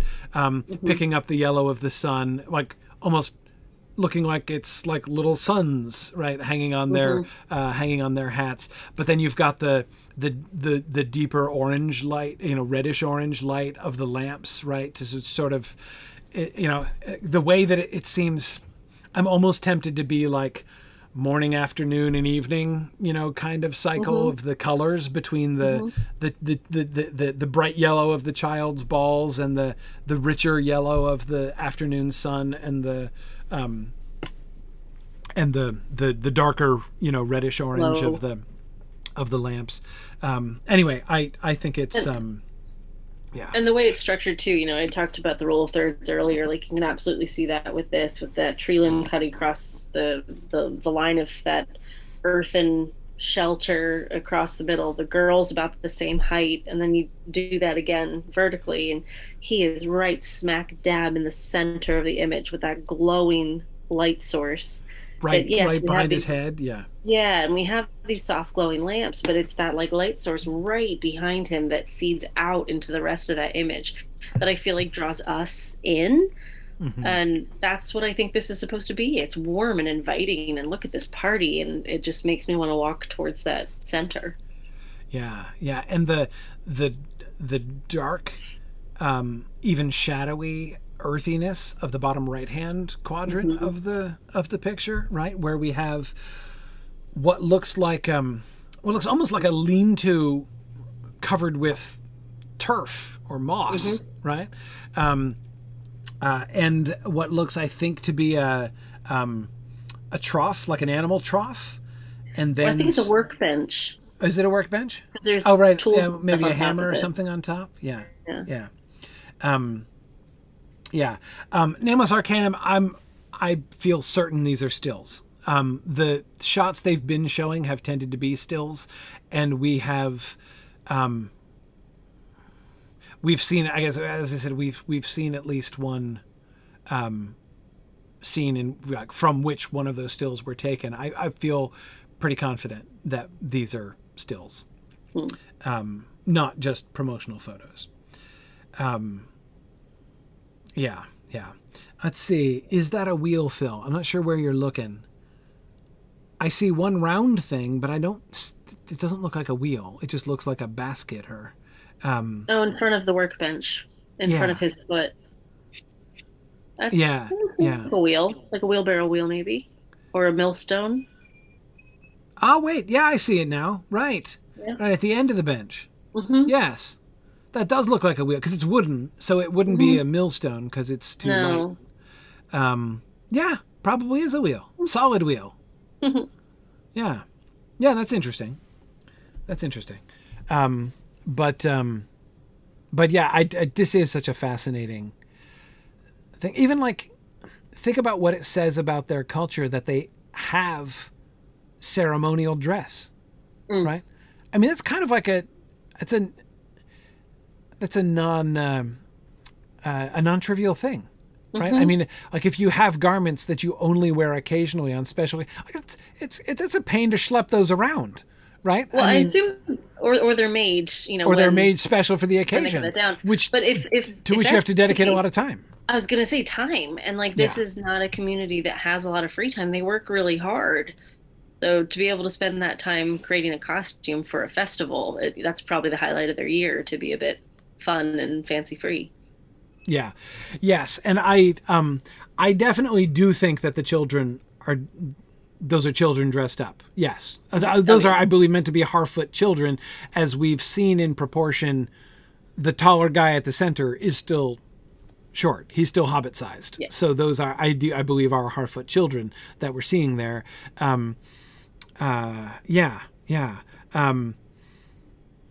it does speak of a certain advancement in culture, Aaron. I agree with that. I mean, if we look at some of the other Harfoot pictures, okay, so here, well, let me go back. Where was the other one? No, I'm not getting it. Okay, there's one with Nori and those maps that we were seeing. By the way, this, what is it? Desk? Table? Oh, I thought it was a cart. Cart? Maybe cart? maybe cart. Well, I don't know. It's sort of an interesting construction. We can see there's they do a lot of carpentry apparently, right? This culture, but they don't do a lot of finish, right? Oh, I think you're right about the desk. If you zoom in, there's wax dripped all down it, like candles melted down. Yes, it looks like those were like you can see candles were placed on either side, right? Mm-hmm.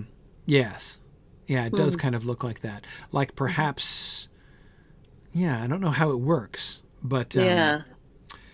it does look like a hinged support, like it can be folded out.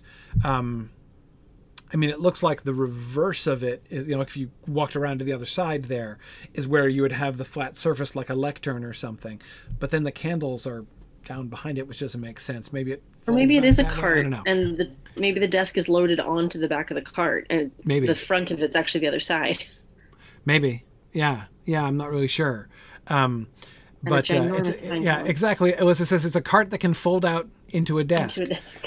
Maybe. Which they had to is be resourceful, really right? interesting, right? I mean, like, look, nomadic people with a desk, really?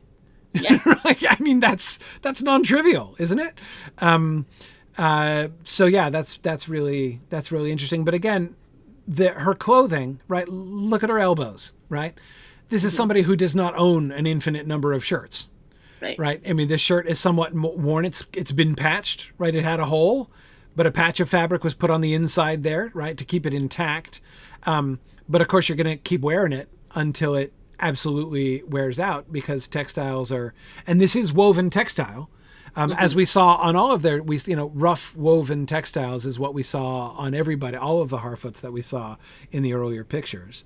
To the bottle I go, I would have to assume that some of them do know their letters in some sense, right? In fact, if we look at the left hand, like the further inside scroll that we can see there, doesn't it look like single characters in rows? Like they're these big characters. So I'm looking like, so right there we see these big characters with what look like lines in between the rows of characters, if we rolled it up. Like runes? Like runes. I mean, and I'm like, is it, I don't know what it is, but is there, is that a message? Is it even like a teaching document? I don't even know. Ravenwolf says, watch the only writings be genealogies. Yeah, that would be awesome, right? Yes, we have learned writing just in order to keep track of our family trees because we're Harfoots. That would be awesome. I wonder if we'll see a scene where all of those scrolls burn because we have no stories of the hobbits. We have no stories. Yeah, nothing survived. That's it. It's not hard to make nothing survive from this kind of distance. Okay, here's the other one I was looking for. So I suspect the guy on the right is Meteor Man. He is... Known. Huh? Familiarly known to us now. Familiarly known as Meteor Man. Yeah, I believe. Maybe not. Maybe that's just a Harfoot dude. Because I'm trying to... So this is what I've been trying to figure out. Who's he walking next to? Is that a kid? Maybe it's not Meteor Man. That looks like a kid. Because if that's one of the... Is it even one of the same kids? It kind of looks like the one in the middle. No? Yeah, and look at the acorns in her hair. That's the size proportion. That's definitely one of the kids. So maybe he's just a Harfoot as well. Maybe he's just a Harfoot, and he does look like he has... He certainly looks Harfoot inhuman hobbit feet. Yeah. Okay. No, you're right. Okay. Yeah. So that's just a child. I was thrown off by the proportions. Yeah. Okay. And Poppy is fully grown, the one who's pulling that first cart. That's clearly Poppy. But the look on her face is great. Yes. Yeah. By the way, my hunch is that Poppy is our comic relief. But anyway, so Poppy, who's pulling the cart there, she looks like she'd be taller than that kid. So it's just a Harfoot child he's walking next to.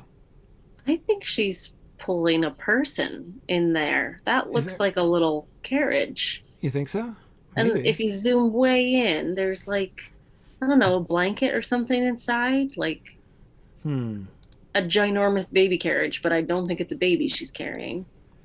Here, let's I see. don't know. Okay. I did There's definitely a dome. get There's an some opening at the zoomable front. zoomable versions here. So let's see. Okay, so in here, um, it looks like a. I mean, I see what looks like a cushion in there. Right. See, Um, but it's not a contraption for carrying things. It's for potentially carrying a person or a child or, you know. yeah, could be a kid. It's a pretty big contraption for one kid. Yeah. It would be really traveling in Heavy. style. Yeah. Yeah. Um, Interesting. interesting that they have no ponies or anything, Mm. right? They clearly have wheels, right? But they don't have like animal domestication. Hmm. Uh, They can hunt moose and take their antlers, but right. But they haven't domesticated dogs yet or yeah. horses. Yeah. Yeah. Um, hmm. Yeah, not sure about that. But yeah, so then that helps me understand. Because from this picture, I thought the girl he was walking with was a full grown Harfoot, which I thought that meant he must be human and therefore Meteor Man. But no, right. And here, that makes more sense of this picture Yeah. where they're standing next to each other and he's taller, but not that much taller than them. Yeah. Um, yeah. Yeah. Okay. And that's. Yeah, I think I that think is him. yeah, Is that the same man? this is. I'm pretty sure this is the same guy. Yeah. Yeah, yeah, pretty sure It's that's the definitely a same Harfoot. guy. Yeah, I agree. Definitely the Harfoot. It's true, Aaron. Maybe someone stole their ponies. Maybe someone ate their ponies, which happens surprisingly often, especially in The Hobbit. But this is another one of those places where we can see the stuff in the hair. This is not just I've been rolling around in the bushes and have stuff caught in my hair, right? This is a fashion Cultural choice. fashion. Yeah, yeah. This is a cultural thing that even men as well as women do this, right? And interestingly, from some of the Harfoot lasses, like this one in the middle, who kind of looks like Nori, but I don't know that it is Nori. Is that Nori? I don't know. I don't think so, but I can't tell for sure. Maybe it is. Anyway, from some of the Hobbit lasses, it looks like it could just be like a wreath, like a a sort of a crown that they make, and then rest on their heads. But from his here, it's very clear that it's like, I don't know, stuck in somehow, right? That it's, and yeah, more kind of woven into the hair. And Phil, hunting camouflage seems to me like it would almost have to be part of it, right? Or at least a sort of, That makes sense. at the very least, a kind of like a cultural tradition which retains the memory, of that kind of a hunting culture. But yeah. I mean, that seems to me to make a lot of sense. Notice the tooth tied to that. This is Stick Guy. See, he's holding the stick with that tooth tied to it. Yep. That we were debating whether is that a weapon? Is it a tool? That's him. That's that's the stick that he's holding there. Now I need Is to he pull that holding back it up. here? Yeah, it's his staff. There he is. There's the tooth tied to it up there. Yeah, okay. Let me back up. Cool. And I agree, yes, it does look like he's wearing some kind of kerchief. Yep. Yeah. No, I agree, Man of Pong, that having stuff like this in your hair might help you both to hunt or to hide. Absolutely. So yeah, that's That is interesting. The Linden picture was what I presume to be the Linden picture here.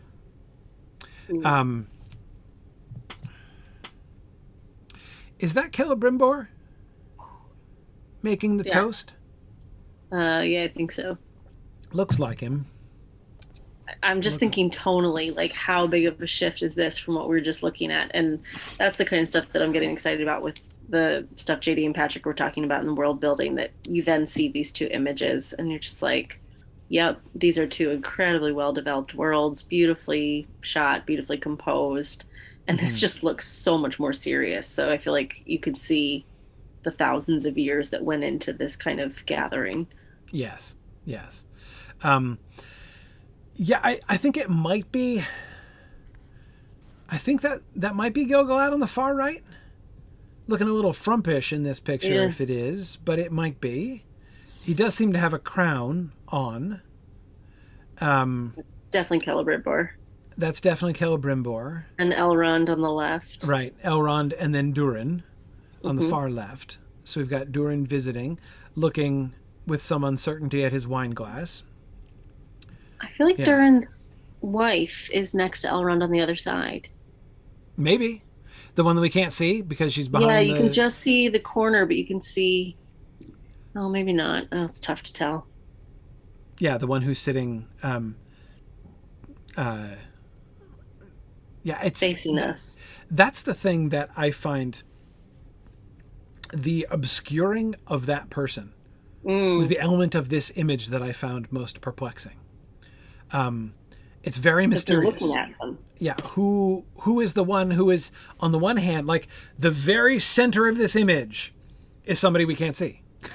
Right? That's the thing that I find so strange about this image. Well, then that makes me think it's Galadriel then.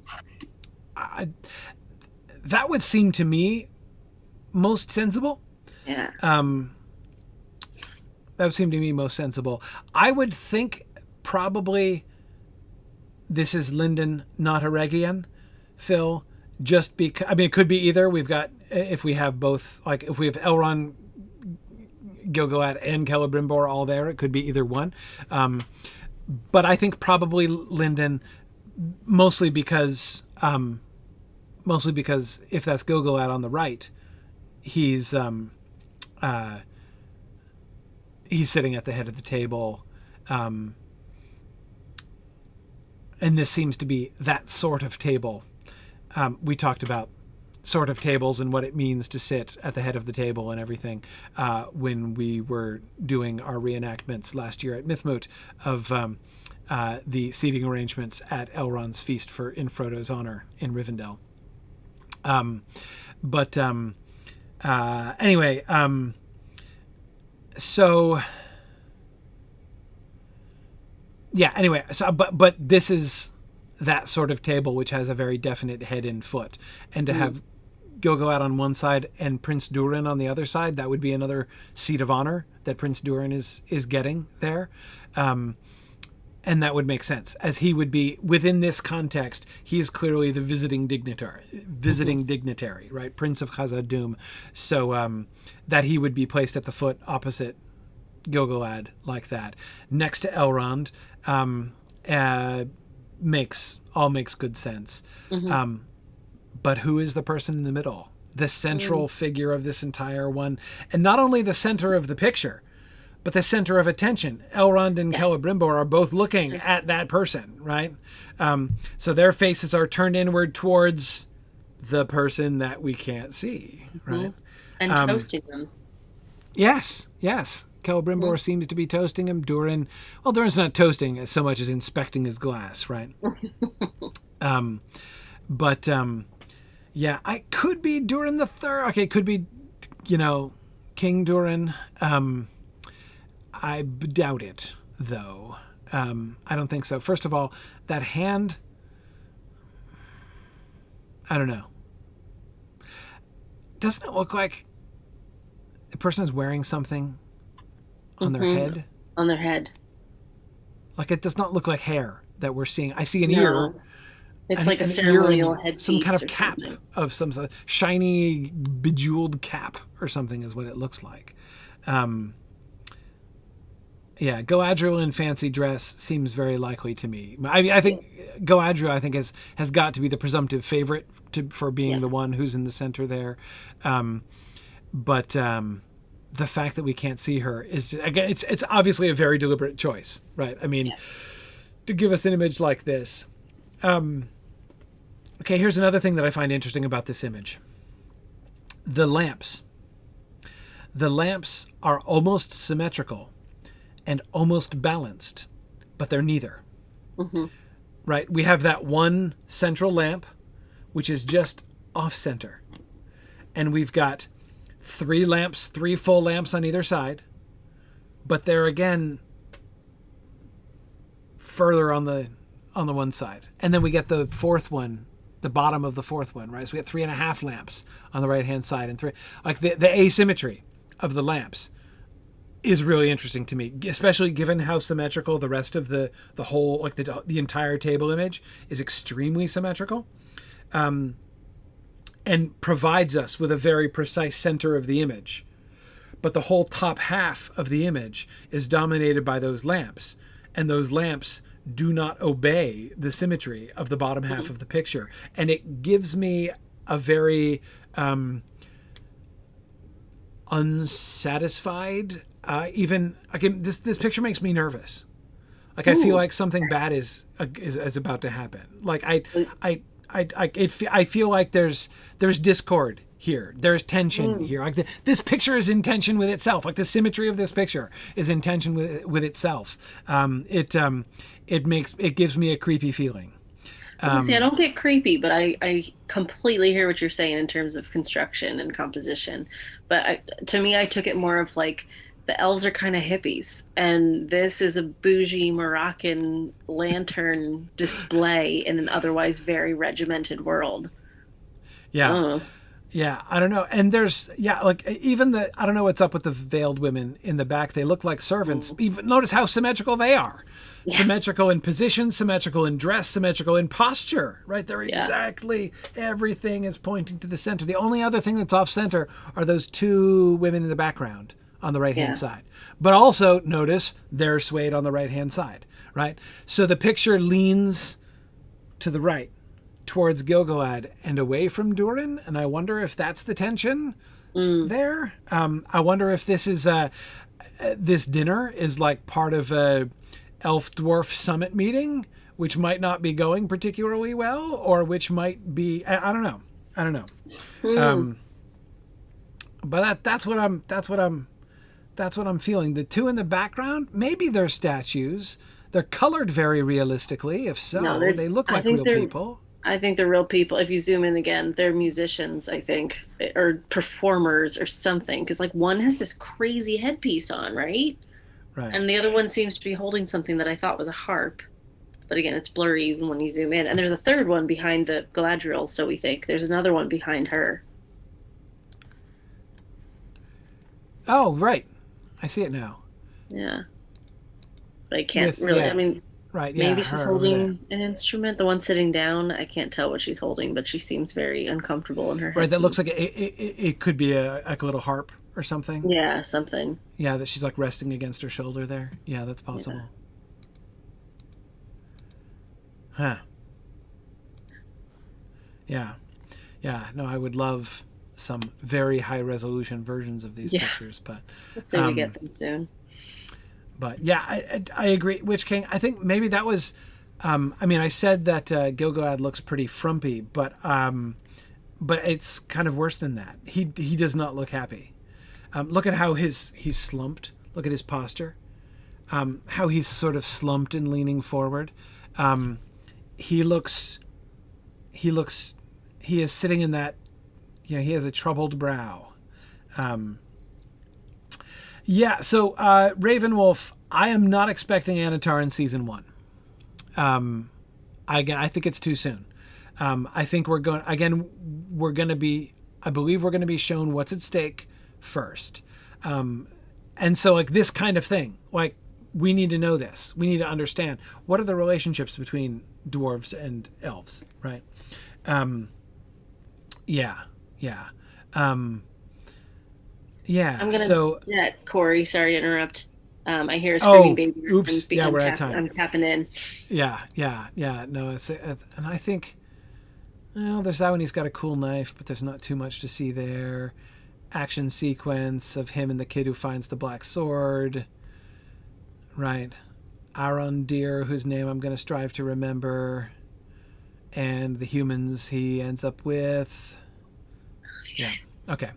All right. Bye, Maggie. Thank you. Sorry. Bye. That's okay. No, I got to go too.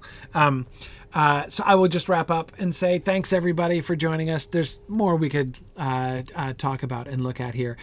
We're going to be having some more guests coming up soon, looking at some more questions about not just about adaptation, but of course, one of the things which for me is so interesting in thinking about adaptation, as we've been doing, are the ways in which, like, the more you think about adaptation and what adaptation means, the more it helps you to think about reading and what reading means as well. And that's one of the things that I would really like to talk about more moving forward as well. But we'll get to it. Thanks, everybody, for joining us today. It was really fun to share some stuff and talk about things, and look forward to more discussion next week. So thanks, everybody for joining us. Bye now.